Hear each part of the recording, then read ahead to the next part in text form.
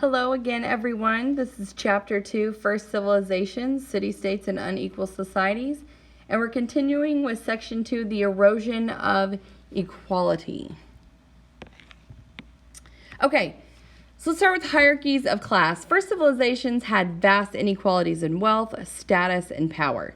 Civilizations multiplied and magnified inequalities that already existed in complex gathering and hunting societies and agricultural chiefdoms. And these new levels of inequality represent one of the major turning points in the social history of humankind.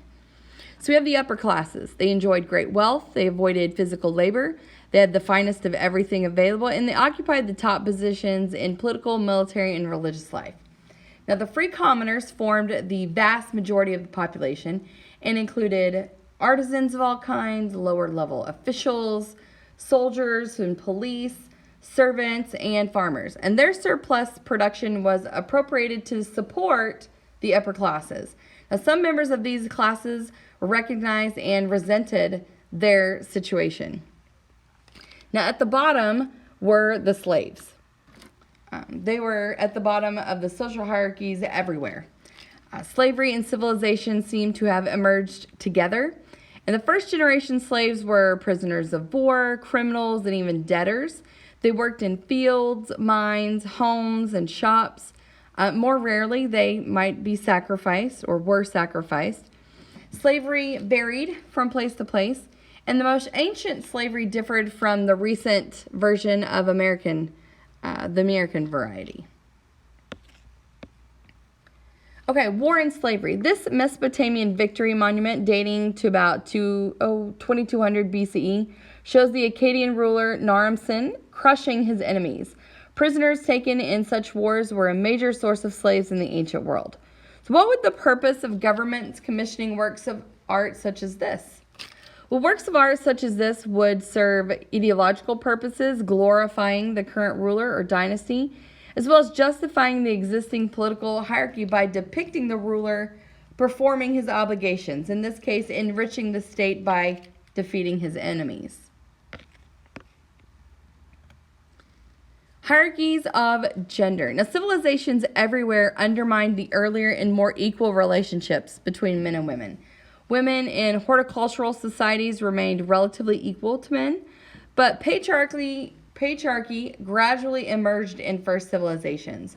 More intensive agriculture with animal-drawn plows and large dairy herds favored male labor over female. Patriarchy also developed in civilizations without plow agriculture, such as Mesoamerica and the Andes.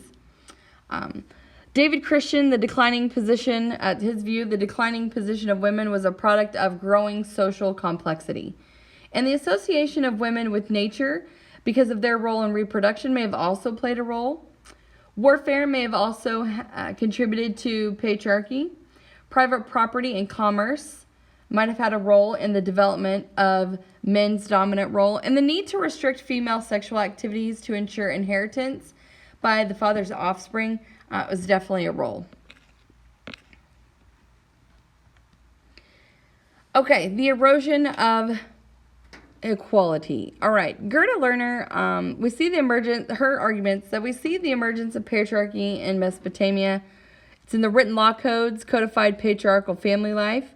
There's a regulation of female sexuality that was central to these ideas. And women in Mesopotamia were sometimes divided into two sharply distinguished categories, depending on the protection of one man. Powerful goddesses of Mesopotamia were gradually replaced by male deities.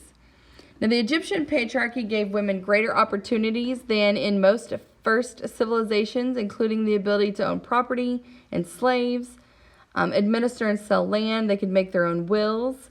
They could sign their own marriage contracts. They could even initiate divorce. And royal women were occasionally were able to wield political power as regents for their sons, or more rarely as queens in their own right. So what continuities and social structures do you see in this section? Well, the continuity is the erosion of equality and the vast inequalities of wealth, power, and status. This inequality or social and economic stratification would continue into the 20th century. What sustained social inequality in early civilizations? Wealth, avoidance of physical labor, clothing, houses, manner of burial, class-specific treatment in legal codes. And that's the conclusion of the erosion of equality. I'll see you next time.